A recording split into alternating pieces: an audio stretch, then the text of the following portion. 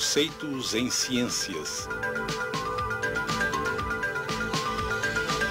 Eletromagnetismo, o campo magnético da Terra.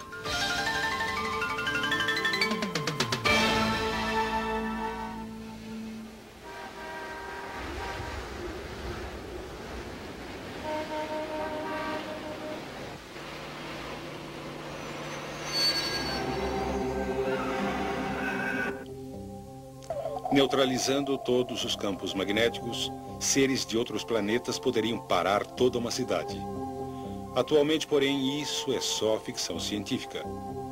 Mas em que a vida seria diferente se os princípios do magnetismo não tivessem sido descobertos? É certo que carros como os que conhecemos não existiriam. Não existiria o motor de partida, nem faróis, e mais importante, nem o rádio. Não existiriam lâmpadas elétricas e nada que funciona com a energia de usinas convencionais. Sem elevadores, só os mais preparados poderiam morar acima do terceiro andar e não existiriam arranha-céus. Sorte nossa que o magnetismo foi descoberto. Já em 550 a.C., os gregos sabiam que o mineral que ocorria naturalmente, denominado magnetita, tinha uma misteriosa atração pelo ferro. O mineral recebeu o nome magnetita porque foi encontrado originalmente perto de Magnésia, na Turquia. Em 1050 d.C., já se sabia que um pedaço de magnetita suspenso no centro gira gradualmente até apontar na direção norte-sul. Logo, marinheiros passaram a usar a magnetita para a navegação. As primeiras bússolas eram feitas de magnetita fixada a um pedaço de madeira, flutuando na água para poder girar livremente. Esses misteriosos pedaços de pedra deram um enorme estímulo à navegação marítima. Também ocorreram outros desenvolvimentos. Em 1269, Petrus Peregrinus, um cruzado francês, talhou uma esfera de magnetita. Polvilhou-lhe malha de ferro na esfera e observou que ela se dispôs em linhas.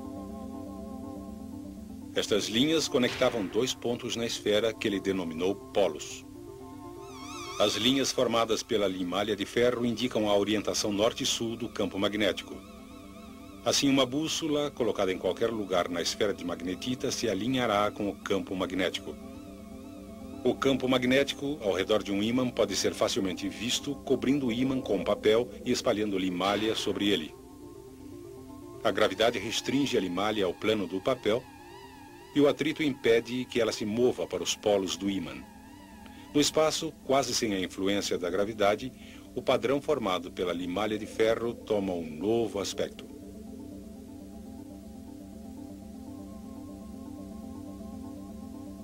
A verdadeira natureza tridimensional do campo se torna claramente evidente.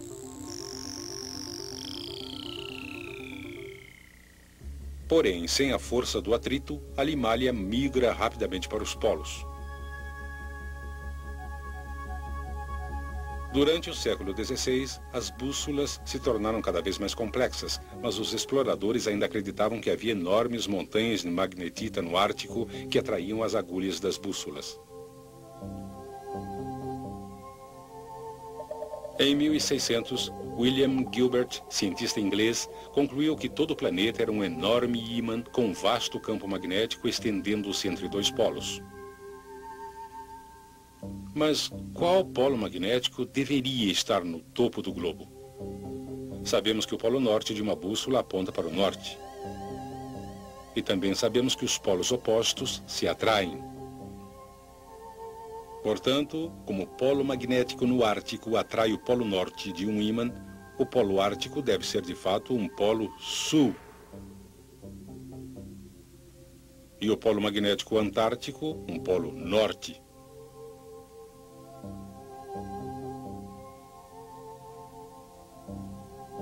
Desde que os nomes arbitrários Polo Norte e Polo Sul foram dados, os polos de todos os ímãs foram identificados da mesma maneira.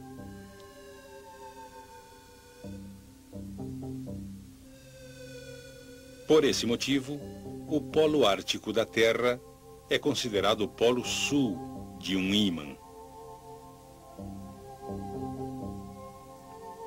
Em outras experiências, Gilbert aqueceu um ímã até ficar vermelho e descobriu que ele perdeu suas propriedades magnéticas. Com seu núcleo fundido, o interior da Terra também é extremamente quente e, portanto, sabemos que ele não funciona como um grande ímã. Mas sabemos que os polos magnéticos certamente existem. Diz uma teoria que é o núcleo de ferro líquido eletricamente condutor que gira em relação ao manto, que causa o campo magnético norte e sul da Terra.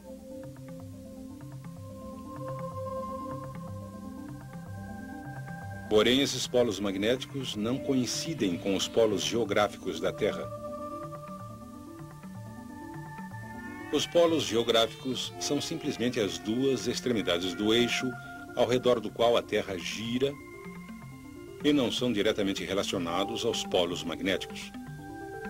Assim, dependendo do local em que você se encontra, o ângulo entre o norte real e o norte magnético pode ser muito diferente.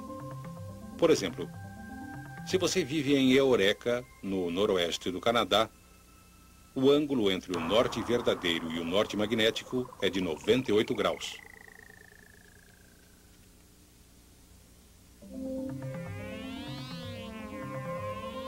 Viajando para o oeste, Cristóvão Colombo foi o primeiro a notar pequenas variações nas indicações da bússola em locais diferentes. Ele determinou o sentido norte usando o Sol e as estrelas. E então comparou com o sentido da sua bússola. Para sua surpresa, verificou que em um período de vários dias, a variação entre as indicações da bússola e as estrelas mudava gradualmente. Porém, temendo que seus homens quisessem voltar, Colombo nada lhes contou sobre esta observação.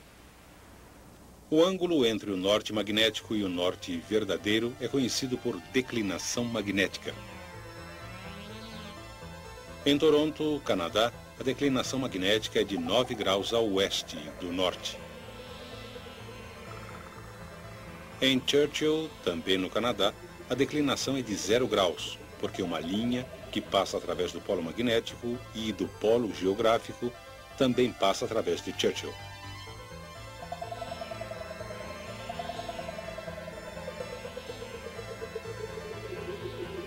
Porém, a declinação em um local específico não se mantém constante, porque a localização dos polos magnéticos norte e sul não é fixa.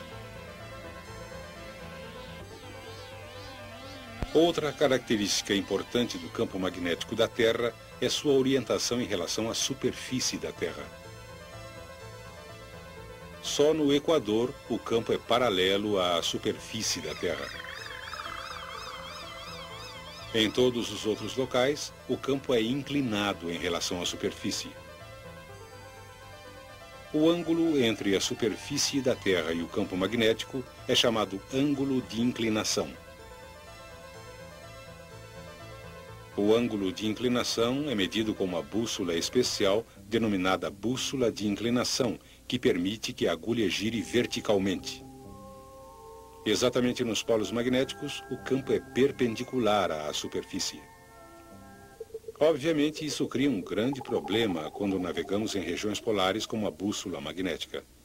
E nesse caso, sem um conhecimento do campo magnético da Terra, você poderá acabar se movimentando em círculos.